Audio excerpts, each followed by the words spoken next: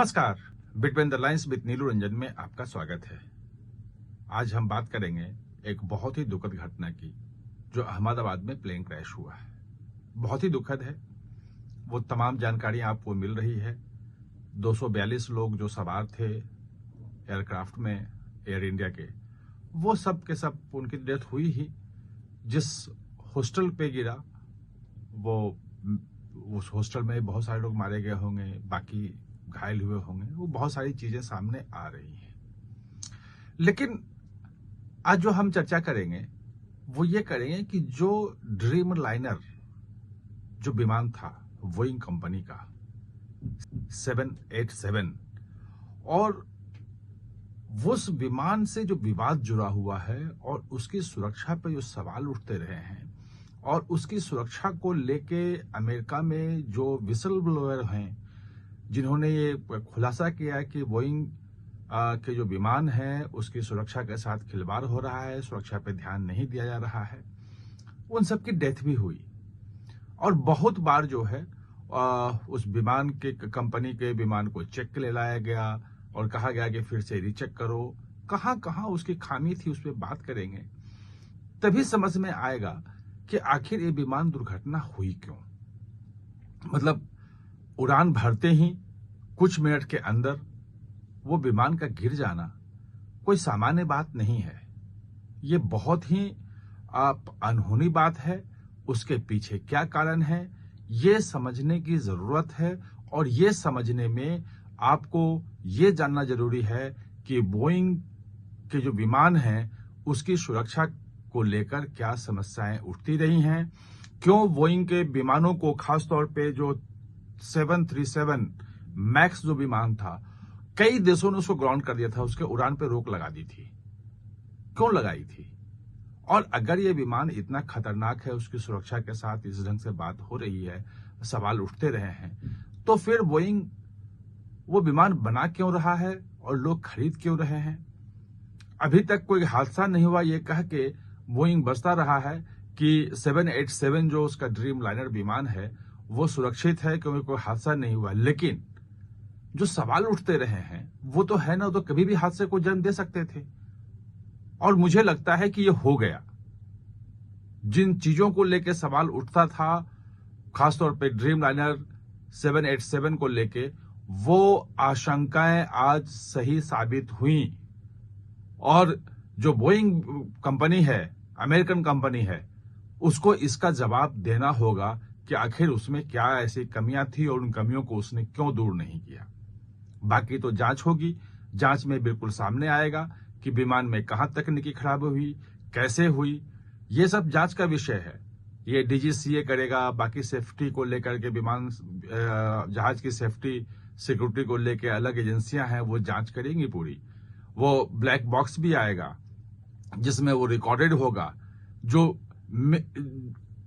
Call किया, distress call जो था, वो कॉल जो है वो पायलट ने किया। वहां के जो एटीसी था अहमदाबाद का, लेकिन बात नहीं हो पाई। क्यों? क्योंकि जैसे ही उसने कॉल किया उसके कुछ सेकंड के अंदर ही विमान दुर्घटनाग्रस्त हो गया, आग लग गई, सब डेथ हो गई। वहां क्या बात हुई थी सब पता चलेगा। लेकिन सबसे पहले जो हम समझने की कोशिश करेंगे कि इस विमान में, खासतौर पे ड्रीम लाइनर में, क्या क्या कमियां थी और क्या क्या कमियां आई, और इसके बनते ही उन कमियों पे ध्यान जाना शुरू हो गया। दरअसल इस विमान की, ड्रीम लाइनर की घोषणा जो है वो बोइंग ने 2007 में की थी कि हम बना रहे हैं। 2009 में उसने कहा कि इसको हम लॉन्च कर रहे हैं, हमारा सब कुछ तैयार हो गया है। और 2011 में इस विमान को, पहला विमान जो है ड्रीम लाइनर, वो डिलीवर किया। उसने उड़ान भरी कॉमर्शियल। और ये जो एयर इंडिया का विमान था ये 2013 में खरीदा गया था। 2013 का विमान था। लेकिन जो सबसे बड़ा कंसर्न जो उठ रहा है इस विमान की सुरक्षा को लेके, ड्रीम लाइनर की सुरक्षा को लेके, वो ये है कि इसकी बैटरी में गड़बड़ी है। 2013 में, 2011 विमान आया, 2013 में ही सवाल उठा। और अमेरिका में जो फेडरल एविएशन एडमिनिस्ट्रेशन है उसने कहा कि भाई आपके जितने भी ड्रीम लाइनर विमान हैं उसमें जो 2 लिथियम आयन बैटरी जो लगा हुआ है वो माल फंक्शन है, वो ठीक से काम नहीं कर रहा, उसमें गड़बड़ी है और जिसके कारण एक बार आग भी लगी थी और उसके बाद उन्होंने उस पूरे सब विमान को ग्राउंडेड कर दिया। उसकी जांच हुई, उस कंपनी ने कहा कि हमने ठीक कर लिया है, फिर जाके कुछ महीने बाद उसकी उड़ानें फिर शुरू हो पाई। दूसरी बात जो 2019 में सामने आई और आज तक वो समस्या चल रही है, क्वालिटी कंट्रोल की और मैन्युफैक्चरिंग के इश्यूज की, कि बोइंग जो विमान बनाता है उसके क्वालिटी कंट्रोल उस ढंग से वो नहीं रखता है, उस पर सवाल उठते रहे हैं। उसके विसल ब्लोअर जिसे क्वालिटी कंट्रोल के जो हेड हैं उन्होंने ही किया है। एक उनके जॉन वर्नेट करके एक हैं, वहां के फॉर्मल एम्प्लॉई हैं और उनके क्वालिटी कंट्रोल के जो हैं वो हेड थे। उन्होंने कहा कि क्वालिटी कंट्रोल पे उस ढंग से सेफ्टी पे ध्यान नहीं दिया जा रहा है यहाँ पे, और क्या क्या कमियां उन्होंने डिटेल से बनाई, विसल ब्लोअर बने वो। लेकिन कुछ ऐसी परिस्थितियां आई रहस्यमय जिसमें उनकी मौत हो गई। उसमें बहुत सवाल भी उठा कि कहीं उनकी हत्या तो नहीं की गई, साबित नहीं हो पाया, इसलिए कंपनी बच गई। लेकिन विसल ब्लोअर बनने के बाद, सारे उसके जो खुलासे करने के बाद उनकी मौत हुई रहस्यमय परिस्थितियों में।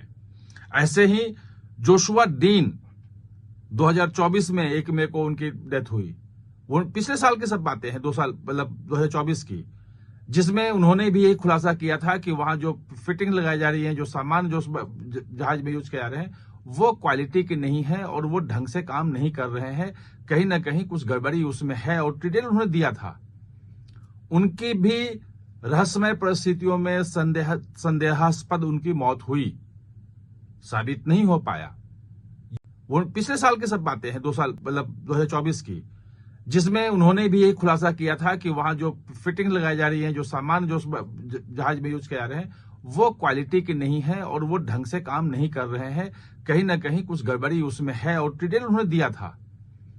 उनकी भी रहस्यमय परिस्थितियों में संदेहास्पद उनकी मौत हुई, साबित नहीं हो पाया।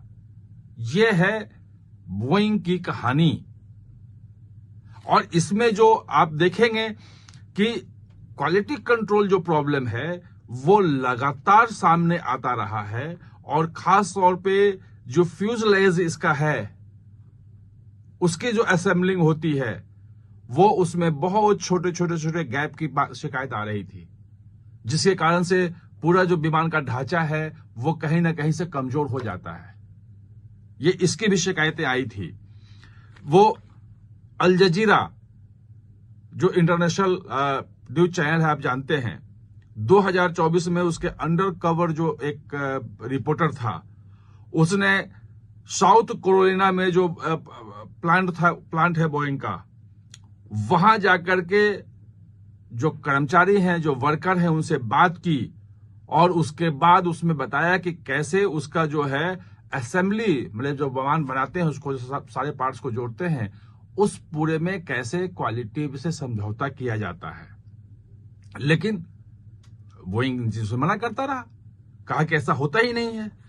2024 में वो 787 इसी मॉडल में जो अब आज दुर्घटना हुई है, उसमें आया कि बहुत सारे फास्टनर्स जो किले जो नट कसे जाते हैं वो फॉल्टी थे, उनका जो है वो उचित सही क्वालिटी नहीं था। ये शिकायत भी आई। और उसके बाद कि जो इंस्पेक्शन जो होता है विमान की पूरे क्वालिटी कंट्रोल का, उसमें भी उसको मिस किया गया है अमेरिका में, और जो उसका जो फेडरल एविएशन एडमिनिस्ट्रेशन है उसने ये सवाल उठाया है। ये तमाम चीजें हैं, और इसीलिए एक जो सबसे महत्वपूर्ण चीज आई है और जो इस विमान के दुर्घटना का कारण बन सकती है, वो ये है कि अगस्त 2024 में, अभी से 10 महीना पहले, यह शिकायत आई थी कि बीच हवा में विमान जो है अचानक अपनी ऊंचाई खो देता है और गोते लगाया। ये क्यों हुआ? आज भी लगता है कि ऐसा ही कुछ हुआ कि जैसे ही टेक ऑफ किया, टेक ऑफ करने के बाद या तो इंजन में खराबी है या जो ऊंचाई है, एल्टीट्यूड है, वो पायलट समझ नहीं पाया, उसको कहीं ना कहीं कुछ गड़बड़ी हुई और उसके बाद विमान नीचे की तरफ आया और टकरा गया कुछ सेकंड में ही। ये स्थिति जो है वो 737 जो उनका मैक्स मॉडल है उसमें आया था। 2 विमान दुर्घटनाग्रस्त हो गए थे और उसमें शिकायत जब जांच हुई तो यही आया कि जैसे ही वो उड़ते हैं तो जो पायलट है उसको लगता है कि विमान की ऊंचाई कुछ ज्यादा जा रही है, अचानक वो नीचे की तरफ करता है, जबकि वैसा होता नहीं है और वो विमान गिर जाता था। पूरे दुनिया में तमाम देशों ने उसको ग्राउंडेड कर दिया था। बाद में बोइंग ने कहा कि हमने इसको ठीक किया है, लेकिन ड्रीमलाइनर में देखिए वो समस्या फिर सामने आ गई।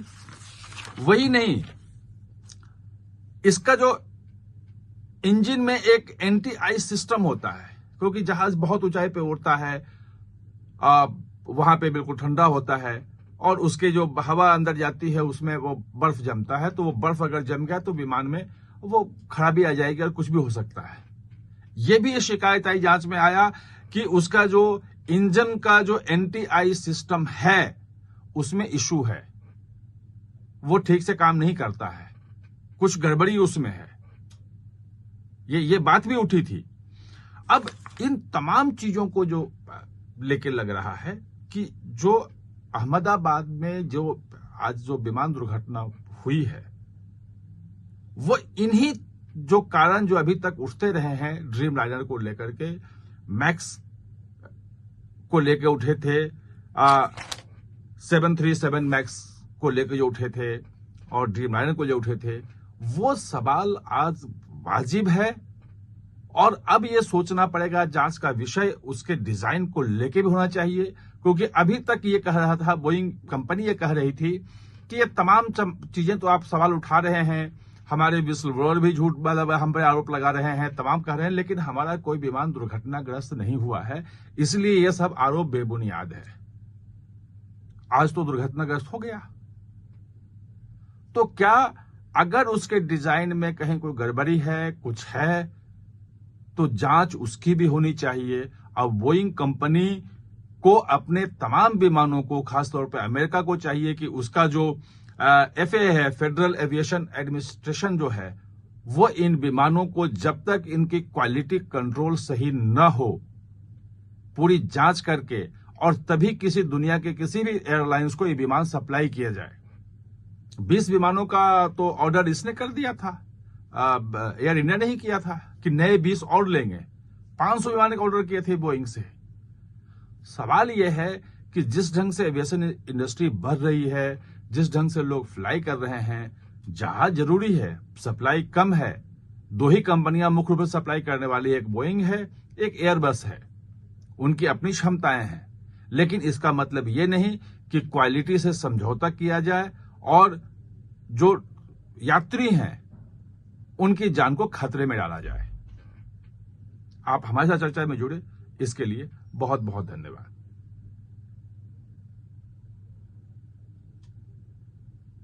और हां, चैनल को सब्सक्राइब करना ना भूलें, इसका बेल आइकन दबाएं ताकि नया वीडियो कोई भी आए तो उसका नोटिफिकेशन समय पे आपको मिल जाए।